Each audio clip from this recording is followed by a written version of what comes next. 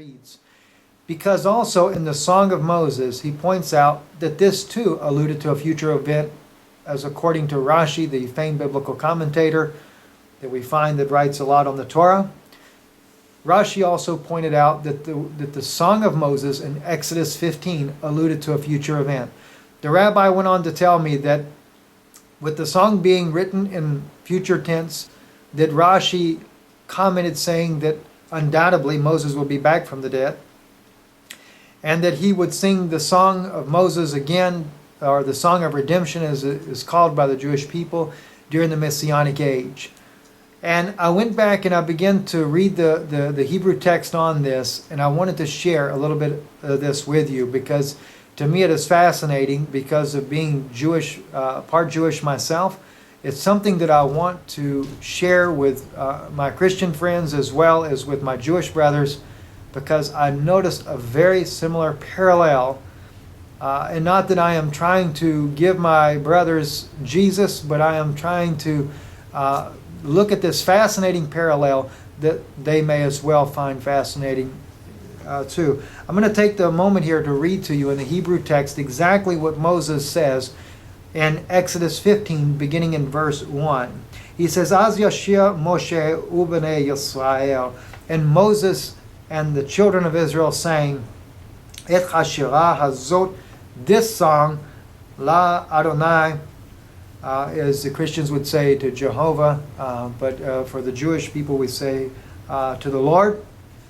Ve'amru l'amor, saying, and this is what the song actually says. And what's important, the song has more depth. It does go into current events as well for the time that Moses was living in. But the first part is what Rashi brings out, and this is the part that is future tense. And it's not like in English, if we were to say, I will sing, we might think 5 minutes later you sing. But in this particular case, we realize that Moses undoubtedly is speaking definitely of a future event. And as Rashi brings out, most must be fulfilled in the Messianic age when Moses is back from the dead. But he says here in the Hebrew language, Ashrah la Adonai, ki go'o ga'a, sus ve'ekavo rama beyom. What this literally means is, I will sing to God, or to Jehovah, for he has exalted himself over the arrogant one, and his horse and his rider has he hurled, or has he thrown into the sea. There are several reasons why this is so remarkable. I had no idea, even with my Jewish ancestry, you have to understand, we never practiced Judaism. I was bar mitzvahed, but never practiced Judaism as a norm for me. But what's fascinating is that in the book of Revelations, when the rabbi first mentioned this to me, I could not help but think of the passage in the Christian Bible, and I would like to just take for a moment and read this to you. In Revelations chapter 15, the writer here is John, I believe by the Christian people to be a prophet as well. Jewish people know that John was indeed Jewish. But John says here, and I saw as it were a sea of glass mingled with fire, and them that had gotten the victory over the beast, and over his image, and over his mark, and over the number of his name, standing on a sea of glass, having the harps of God. And they sing the song of Moses, the servant of God. John also records, and they sing the song of the Lamb, saying, God and great and marvelous are thy works, Lord God Almighty. Just and true are thy ways, thou King of saints. It fascinates me to no end. One, it's parallel as far as Exodus 15 and Revelations 15, but Rashi points out that Moses would be back and would sing the song of Moses once again. We have in Revelation a group of people, and of course this particular group, according to the Christian faith, actually takes place during a time frame that they call the tribulation period. No doubt for Jewish people, in the Jewish faith it is believed that 1948 is when the Messianic age began, And according to Christian beliefs, that the tribulation period happens the last 7 years of the closing of the human race. And when the millennium sets in, Jewish people also believe in a millennium. So the time framing is during what the Jewish people would call the Messianic age. So I found the parallel very interesting.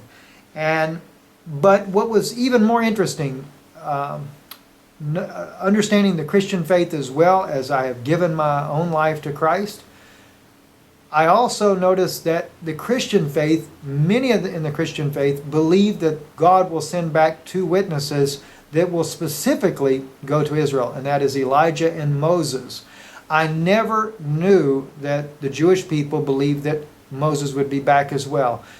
Knowing the traditions, I knew that when you have a Seder, the door is left open in many of the homes. A glass of wine is set at the end of the table. A place is made for Elijah, expressing that we are ready and willing to accept Elijah the prophet. But I always knew that this was so in the Jewish faith, but I never knew that we actually had a place where it was believed that Moses would return.